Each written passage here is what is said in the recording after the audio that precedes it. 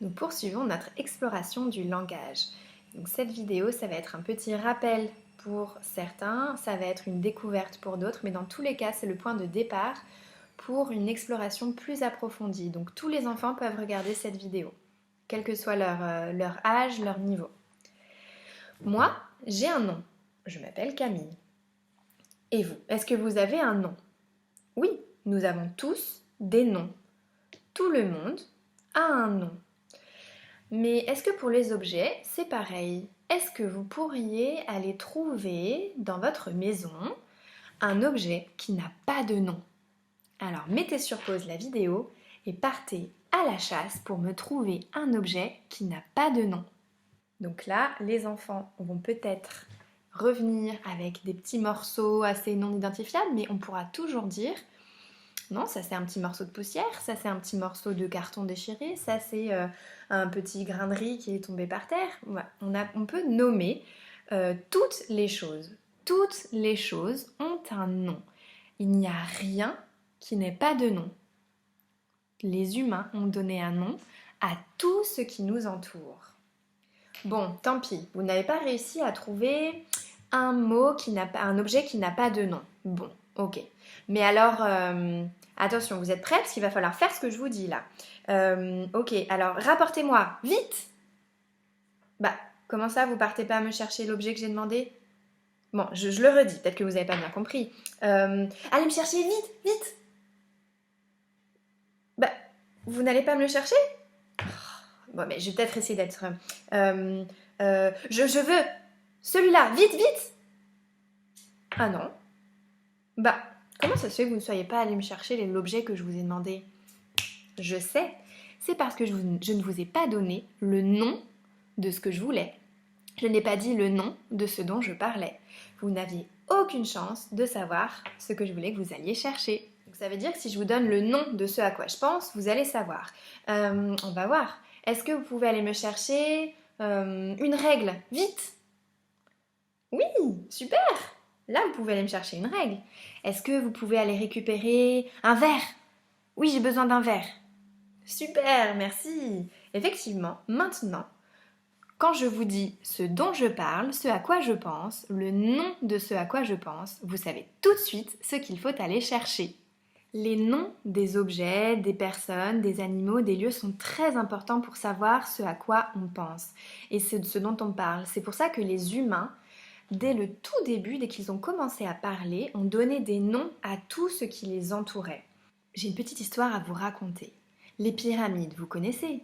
Elles sont très anciennes, elles sont très grandes pour certaines, elles sont imposantes, on vient les voir du monde entier.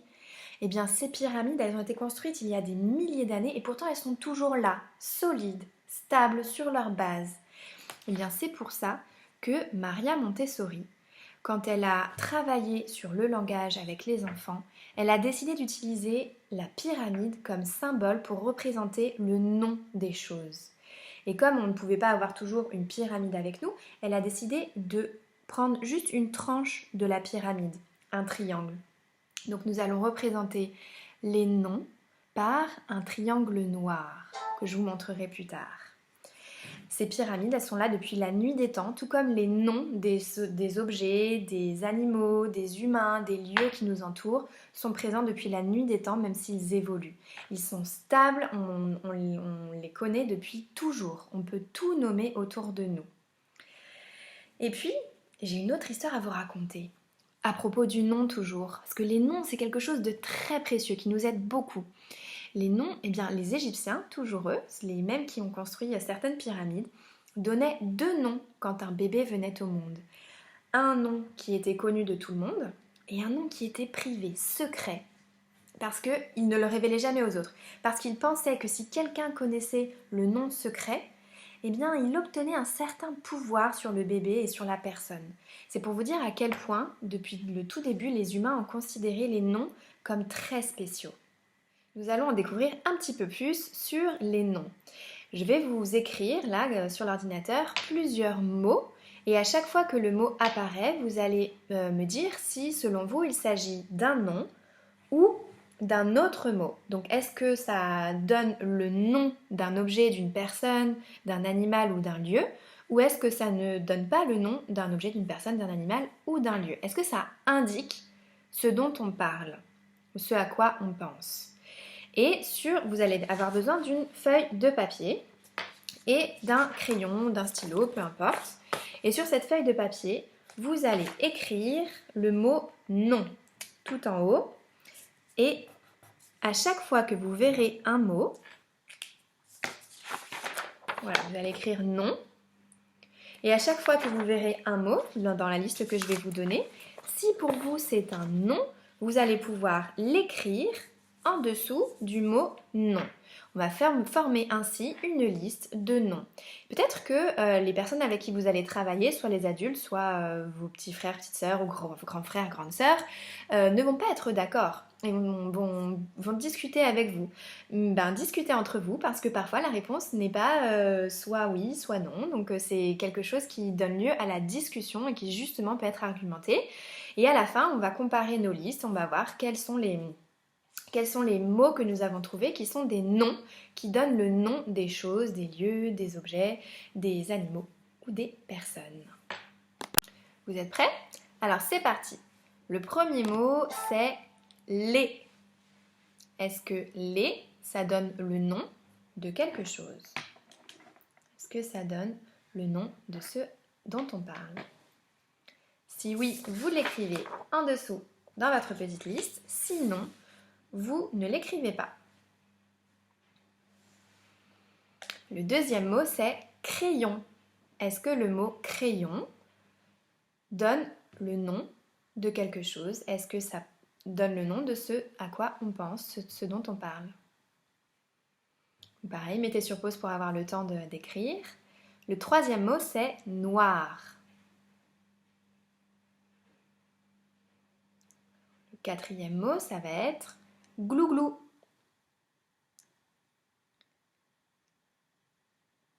Le cinquième mot, rivière. À chaque fois, on se pose la question, est-ce que le mot donne le nom de quelque chose? Est-ce que ça donne le nom de ce dont on parle ou ce à quoi on pense? Le mot suivant, c'est chat. Le mot suivant, rouge. Le mot suivant, jouet. Un jouet. Le mot suivant, c'est un.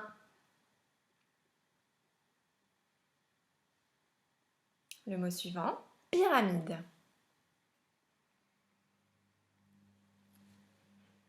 Ensuite, livre. Ensuite, le. Ensuite, souvent. Et pour finir, pluie. Et voilà la liste de mots que je vous propose à classer. Vous prenez le temps de la relire, la liste que vous venez d'établir, et à chaque fois, pour chaque mot que vous avez écrit sous la colonne non, essayez de vous poser la question, est-ce que c'est bien le nom de quelque chose, d'un objet, d'un lieu, d'une personne, d'un animal, ou est-ce que c'est le nom de quelque chose dont on parle? Et si ce n'est pas le cas, alors ce n'est pas un nom. Alors ça y est, vous avez fait votre liste? Je vais vous montrer moi ce que j'ai fait. Hop. Donc, dans ma liste des noms, j'ai mis crayon, rivière, chat, jouet, pyramide, livre et pluie. Parce qu'à chaque fois, c'est le nom de quelque chose, c'est le nom de ce à quoi je pense. Et dans la liste des mots qui ne sont pas des noms, il y a du coup les. Les, ça n'est pas un nom, je ne peux pas dire je pense à les. Ce n'est pas un objet, ce n'est pas une personne, ce n'est pas un animal, ce n'est pas un lieu, ce n'est pas un concept, je ne peux pas dire que c'est un nom. Ensuite, il y avait le mot noir. Noir, moi je l'ai considéré comme un mot qui décrit un objet, une personne, un lieu, un animal, mais je ne peux pas dire que c'est le nom de ce dont je pense. Seulement, on peut aussi prendre le mot noir comme un noir. Par exemple, si je dis un feutre noir, je vais pas toujours dire le mot feutre et parfois on dit passe-moi le noir. Donc à ce moment-là, on peut prendre le feutre noir. Ou bien on pourrait dire un noir comme au théâtre, quand les artistes ont fini et qu'on éteint la salle, ça s'appelle un noir. Donc, dans un certain sens, ce n'est pas faux que vous ayez mis noir dans la colonne des noms. On peut, dans un certain sens, le mettre dans la colonne des noms. Donc c'est pour ça que je vous ai dit, on peut discuter. Il n'y a pas de... La langue française, elle n'est pas hyper rigide. Il y a toujours matière à discuter. Et la discussion, c'est toujours super bien pour les enfants pour apprendre à se justifier, à argumenter. Ensuite, glouglou. Je l'ai mis dans la colonne des mots qui ne sont pas des noms. Parce que glouglou, c'est plutôt le bruit que peut faire un ruisseau ou un dindon ou n'importe quel autre animal de ce type. Mais justement, puisque c'est un animal, parfois les tout petits ils vont dire, en montrant un dindon, ils vont dire « Ah, c'est un glouglou ». Et à ce moment-là, ils désignent le nom d'un animal. Donc on pourrait accepter qu'il soit dans la colonne des noms, si on l'utilise dans ce sens-là. Ensuite, rouge. C'est un petit peu comme noir, c'est une couleur rouge qui sert à désigner la couleur d'un animal, d'une personne, d'un objet, d'un lieu. Mais ce n'est pas un nom si on pense dans ce sens-là. Par contre, si on dit « donne-moi le rouge », on pourrait imaginer que ça puisse être considéré comme un nom. Un, le petit mot un, il sert simplement ici à accompagner un nom. On pourrait dire un crayon, une rivière, un chat, un jouet, une pyramide, un livre. On ne pourrait pas dire là une pluie d'ailleurs. Mais en tout cas, ce petit mot-là, il sert juste à accompagner un nom, il ne sert pas à désigner ce dont on parle. Le, c'est un petit peu pareil. On pourrait dire le crayon, le chat, le jouet, le livre. C'est un petit mot qui sert à désigner, à accompagner un nom, mais lui-même ne sert pas à désigner quelque chose, à donner le nom de ce dont on parle. Et enfin, souvent, ça n'est pas le nom d'un objet, d'un lieu, d'un animal ou d'une personne. On va dire je pense au souvent, je voudrais le souvent, donne-moi le souvent. Voilà, donc ce que je vous propose maintenant, que vous avez découvert le concept de nom, c'est de dessiner une petite pyramide juste en dessous du mot nom ou au-dessus si vous n'avez pas de place en dessous ou même en dessous de la colonne, où vous voulez, mais dans la colonne. Et cette pyramide, vous la coloriez en noir, vous la dessinez en noir et vous la coloriez en noir, puisque comme je vous l'ai raconté, dans notre classe, et selon la pédagogie de Maria Montessori, nous allons utiliser ce symbole pour représenter les noms. Donc, maintenant, vous pouvez faire une nouvelle colonne, vous tracez votre triangle noir, et vous le coloriez bien en noir, et en dessous, je vous propose de partir à la chasse aux noms. Vous allez écrire plein de noms, tout ce que vous trouvez. Regardez autour de vous. Allez trouver des noms qui sont dans votre maison, dans votre jardin. Et puis, vous pouvez aussi faire des listes de catégories de noms. Par exemple, vous pouvez faire un défi avec votre famille de trouver le plus de noms possible en rapport avec la nourriture ou le plus de noms possible en rapport avec les plantes ou le plus de noms possible en rapport avec les animaux marins. Ou les fruits, ou le printemps.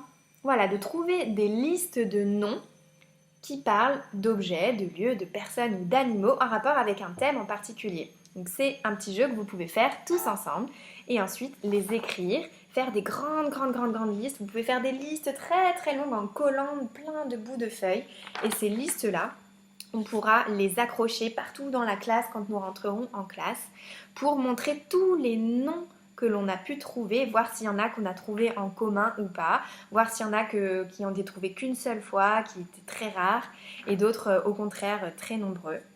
Vous pouvez aussi faire un tableau avec des noms, donc par exemple si vous cherchez des noms de fleurs, vous pouvez dessiner une fleur et à l'intérieur de cette fleur écrire de plein de couleurs différentes, dans plein de tailles différentes, tous les noms qui vous viennent quand vous pensez à fleurs. Donc ça peut être tige, ça peut être racine, ça peut être marguerite, ça peut être pistil, enfin tout ce que vous connaissez en rapport avec les fleurs qui sont des noms, c'est-à-dire qui désignent des choses auxquelles on pense, qui désignent un objet, une personne, un lieu ou un animal. Ou un concept d'ailleurs.